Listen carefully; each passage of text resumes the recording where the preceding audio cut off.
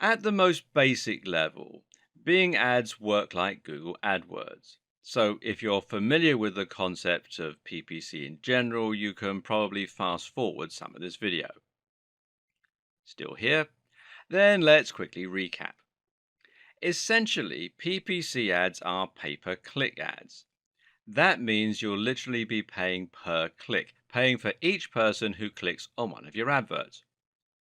The reason this is such good news is that you'll never pay anything for a campaign that was a complete failure. If you create an advertising campaign for Bing and not one person looks at it, then it will literally cost you nothing.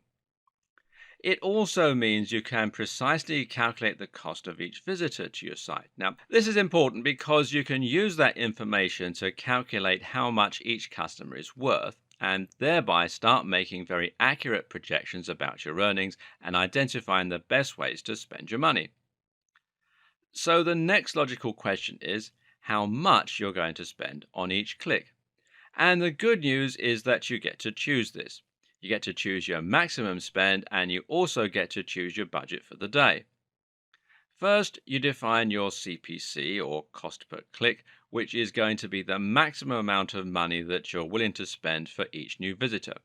You'll probably want to keep this fairly low. The most that brands will generally tend to spend is up to $2, but even that's unusual. Generally, though, you'll want to set this a bit lower and your average will probably come in at around 10 to 20 cents. The next thing to do is to set your daily budget.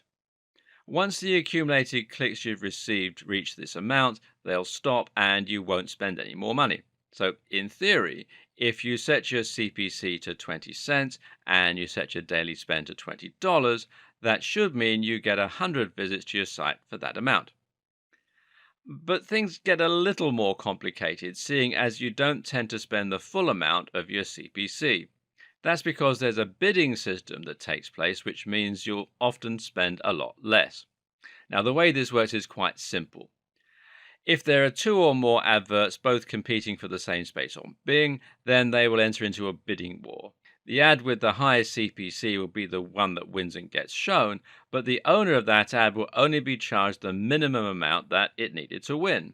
The easiest way to understand this is to just think of it a bit like eBay. On eBay, you can set your maximum bid, but you'll only end up paying $1 more than the next highest bidder. And the same is true with most PPC campaigns.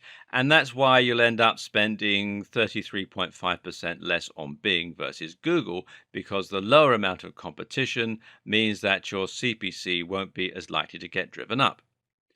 And of course, you also need to consider that your ads will be shown to a lot of people who don't click. You don't pay anything for these ads, but that doesn't mean they're worthless to you because you'll still be getting exposure and you'll still be starting to build your brand.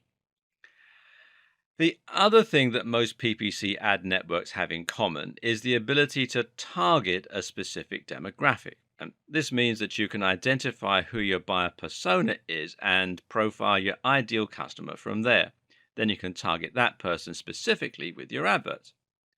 The way you do this with both Bing ads and Google AdWords is by targeting search terms. When you pay for these ads, you're literally putting your adverts on the SERPs relating to a particular search term. You do this by choosing a keyword or key phrase, which is going to be the thing that you want people to search for in order to find your site. So, for example, if you were selling a hat, your key phrase would probably be buy hat online or cheap hats, etc. This is now a targeted ad because it lets you advertise specifically to people who are looking to buy the thing you have. That means they'll fit within your target audience, and actually, this makes them qualified leads. Another way this might work is by going the slightly long-term route and focusing on search terms related to interests. You might have a site where you blog about fitness, for example, and sell supplements and training clothing. In this case, your keyword might be how to lose weight or fitness articles. A good keyword is going to be one that is both popular with your specific target audience and that is not overly competitive. We'll look at this in more detail in the subsequent videos. Rounding out the holy trinity of PPC networks is Facebook ads. Facebook ads are similar to Google AdWords or Bing ads in terms of being PPC, but the difference is in where the ads are shown and how they're targeted. As you might have guessed, Facebook ads are shown on Facebook and will appear in the home feed and sidebars while you're browsing. These show ads which are once again tailored to the person using Facebook. But this differs insofar as the ads are targeted based on information the user has given Facebook. Information such as their age, their sex, their marital status, their location, and even their hobbies and interests. This allows you to even more precisely target the right person, but not necessarily at the right time when they're looking for products. When someone is browsing Facebook to catch up with their friends, they're more likely to be just frustrated to see your adverts popping up. With all this in mind, Facebook ads is another useful platform to add to your campaign in conjunction with Bing and Google AdWords. Just make sure you're using the right ads for the right location.